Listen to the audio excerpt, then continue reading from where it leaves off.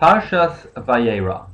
I'd like to look at Hachnosas Orchim, hospitality, to begin with, and some insights into our conduct of hospitality, because there are many references in the Torah to hospitality, but one of the main sources that we have of the mitzvah of inviting guests, welcoming guests, generally hospitality, is from Avraham Avinu, Abraham, our patriarch Avraham, who, as we know, was an exemplar in the mitzvah of generally kindness, but particularly welcoming guests. And we learn many aspects of this mitzvah from the conduct of Avraham at the beginning of this week's Sedra. Let's start right at the beginning. Imagine the scene.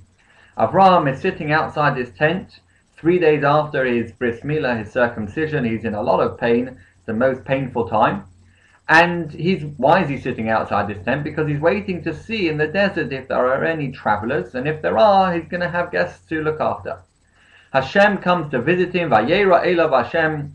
Hashem comes to visit him. Big mitzvah, visiting the sick. Hashem is coming to see how he is, to visit him.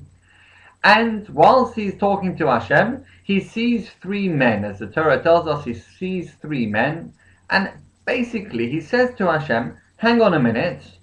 I've got to take care of these people to make sure that they have food and water for their journey. It's an incredible thing.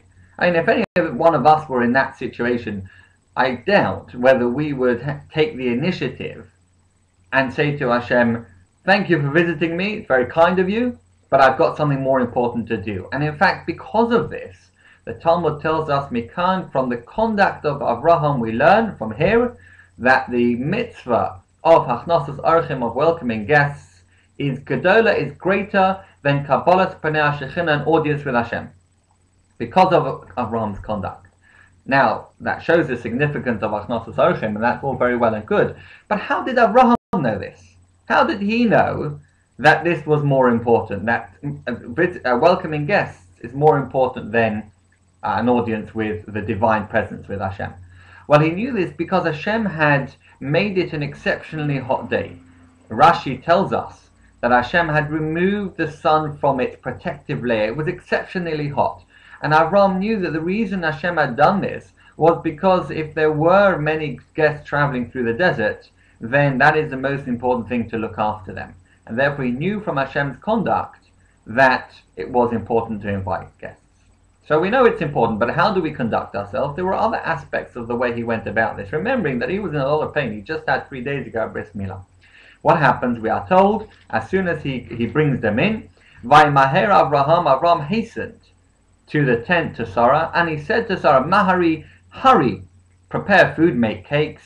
And then Avraham he ran to the cattle, and he took the calf, and so on. So we see, and he gave it to the youth, who hurried to prepare it. The recurring theme over here is he hurried. He was in a rush. What was the urgency? Where was he rushing?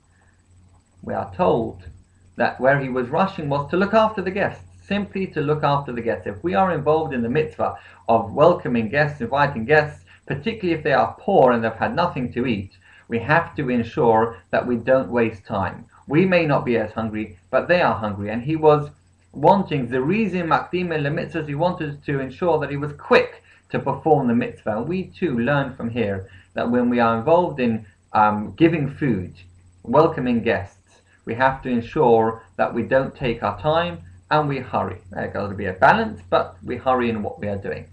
And then we find another fascinating aspect. Who I made Alehem, he was standing over them. Now, Abraham was a very wealthy man. He had servants, he had youth that were helped him. He himself didn't give any part of this mitzvah to the youth, to his servants. What he wanted to do is perform the mitzvah himself, and Sarah, his wife. She was the one that baked the cakes. He didn't give it to anybody. He ensured that he performed the mitzvah. It wasn't beneath him to serve the guests. He was standing above them whilst they were eating. Why? Because he wanted to ensure if they needed anything, he was there to serve them. He was there to help them. It wasn't something that was beneath him as a host. A host performs the mitzvah as well. And this is for us a very important lesson as well. We need to perform this particular mitzvah. Now, moving on from this episode of hospitality, later on we have the story once again where Abraham is traveling and he's concerned that he is going to be killed. And he says that, he says to his wife, Rak ein yiras Elokim, there is no fear of God, in this place, V'haraguni al devar eshti, they will kill me on the matter of my wife. What is the connection between the two? The connection between the two is very simple. Avraham was saying, if you think that if there is no fear of God, fear of a higher authority, that we're going to be able to keep a society that looks after each other and that is ethical and moral, he says, I don't believe you can.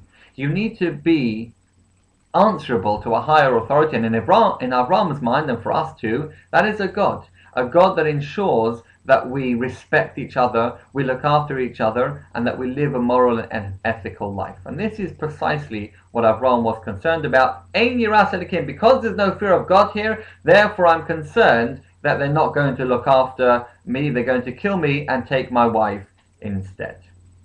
Now, at the end of this week's Sedra, we have the portion of the Akedah, the binding of Isaac, one of the most famous parts of certainly this Sedra, and maybe even the book of Bereshis. We read it on Rosh Hashanah, the binding of Isaac. It was the final test in the 10 tests of Abraham. We find something very interesting over here. At the end, as Abraham is lifting up his hand with the knife about to shecht, to bring up Yitzchak as a sacrifice, we are told by Yikra Elav Malach Hashem, and an angel of God called to him and said, don't bind him up, now I know that you truly follow me, and so on. When we look at the instruction to Avraham to actually take his son as a sacrifice, Yitzchak, we are told that Hashem himself told Avraham to sacrifice.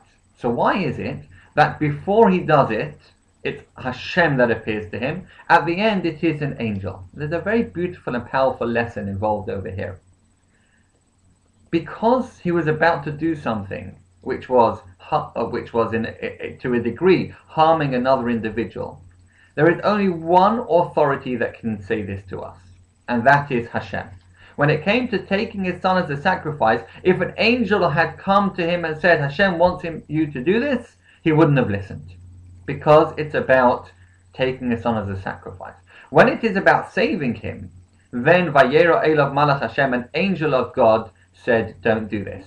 Because when it's about doing good, then an angel was enough. And it's a powerful lesson for us. When it comes to harming another person, there is no authority in the world that can tell us, other than Hashem, that can tell us to harm another individual. If it's an instruction from Hashem, the Torah says, whether you've got to go out to war or whatever it is, that's fine. But when it comes to an individual basis, we have no authority to harm another individual, do bad to another individual. Only Hashem can tell us. When it comes to doing good, then we can rely on angels.